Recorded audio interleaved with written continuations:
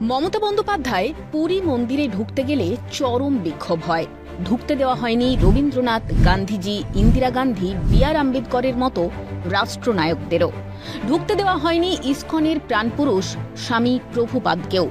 কারণ জাত, কারণ বর্ণ, ধর্মের বিষয়ে আপোষ করেননি এমন একটা সুপ্ত গর্ব বরাবর রয়েছে উড়িষ্যার জগন্নাথ ধামের সেবকদের। কিন্তু ঠাকুর কি বলছেন? প্রেমের ঠাকুর জগন্নাথের পরম ভক্ত ছিলেন মুসলিম সালবেগ। রথযাত্রার দিন এখনও সালবেগের মাজারের সামনে কিছুক্ষণ দাঁড়ান জগন্নাথ, যার টানে সিংহাসন ছেড়ে নেমে এসেছিলেন প্রভু। ব্রাহ্মণ্যবাদ কিন্তু জগন্নাথের মন্দিরের মধ্যে বিভেদ তৈরি করেনি নিচু বর্ণের সঙ্গে। জগন্নাথের সেবা থেকে পুজো সবই হয় শবরদের হাতে। জগন্নাথের সৃষ্টি রহস্য নিয়ে গল্প কাহিনীও নেহাত কম নেই। মহাভারত কুরুক্ষেত্র শেষ, যদুবংশের ইতি ঘটেছে। ব্যথাতুর হৃদয়ে শ্রীকৃষ্ণ বসে আছেন। হঠাৎ জরা নামে এক শবর হরিণ ভেবে ভুল করে শ্রীকৃষ্ণের পায়ে তীর মারেন। কে এই জরা শবর? জরা ছিলেন পূর্বজন্মে বালিপুত্র অঙ্গদ। আড়াল থেকে শ্রীরাম বালিকে বধ করেছিলেন, তাই রাম অঙ্গদকে বলেছিলেন পরের জন্মে অঙ্গদ আড়াল থেকে রামকে বধ করবেন। সেই অঙ্গদই পরের জন্মে জরাব্যাধ।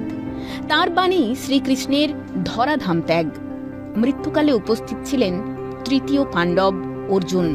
তিনি কৃষ্ণের দেহ দাহ করলেন। সব জ্বলে ছাই হয়ে গেল, কিন্তু নাভিদেশ কিছুতেই পুড়ছে না। তখন দৈববাণী শুনে সেই পরম ব্রহ্ম নাভিদেশ সমুদ্রে ভাসিয়ে দিলেন অর্জুন।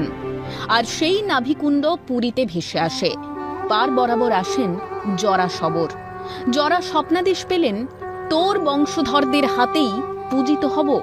সেই থেকেই শ্রীকৃষ্ণকে নীলমাধব রূপে পুজো করতে লাগলেন অনার্য পিছিয়ে থাকা সম্প্রদায় শবররা। এরপর দাপর পেরিয়ে এলো কলি যুগ। মালব নগরীতে রাজত্ব করতেন সূর্য বংশীয় রাজা ইন্দ্রদুম্নদেব। তিনি ছিলেন বিষ্ণু পূজারী। একদিন এক সাধুর কাছে জানতে পারলেন যে সেখানকার পর্বতের কোনো এক গোপন গুহায় নীলমাধব রূপে বিষ্ণু পূজিত হচ্ছেন শবরদের হাতে। মহারাজা তাঁর মহামন্ত্রী বিদ্যাপতিকে পাঠালেন নীলমাধবের খোঁজে। বিদ্যাপতি জাতিতে ব্রাহ্মণ। তিনি খুঁজতে খুঁজতে পৌঁছে গেলেন শবররাজ বিশ্ববাসুর আস্তানায়। পরিচয় হল বিশ্ববাসুর কন্যা ললিতার সঙ্গে। পরিচয় থেকে প্রেম, অবশেষে বিয়ে। তারপর ললিতার কাছ থেকেই জানলেন যে তার পিতা বিশ্ববাসু প্রতিদিন নীলমাধবের পুজো করেন। জামাতার বায়না এড়াতে না পেরে বিশ্ববাসু বিদ্যাপতিকে চোখ বেঁধে নিয়ে গেলেন নীলমাধবের কাছে। বিদ্যাপতি গোটা রাস্তা সর্ষে বীজ ছড়াতে ছড়াতে গেলেন। পরে সেই সর্ষে গাছের ফুল দেখে দেখে ইন্দ্রদুম্ন পৌঁছলেন নীলমাধবের আস্তানায়। কিন্তু দেখা পেলেন না নীলমাধবের। স্বপ্নে বিষ্ণু জানালেন তাঁর দর্শন রাজা পাবেন দারু ব্রহ্মরূপে। সমুদ্র কিনারে মন্দির নির্মাণ করলেন ইন্দ্রদুম্ন। দেববাণী অনুসারে সমুদ্রে ভেসে এলো কাঠের টুকরো, কিন্তু তা জল থেকে তুলতে পারল না ক্ষত্রিয় শক্তি। দেব নির্দেশে সেই কাঠ একদিকে ব্রাহ্মণ বিদ্যাপতি, অপরদিকে শবর বিশ্ববাসু এবং মধ্যে ক্ষত্রিয় ইন্দ্রদুম্ন ধরে পারে তুললেন। এরপর বিশ্বকর্মার হাতে জগন্নাথ দেবের মূর্তি তৈরির গল্প কম বেশি সকলেই জানেন।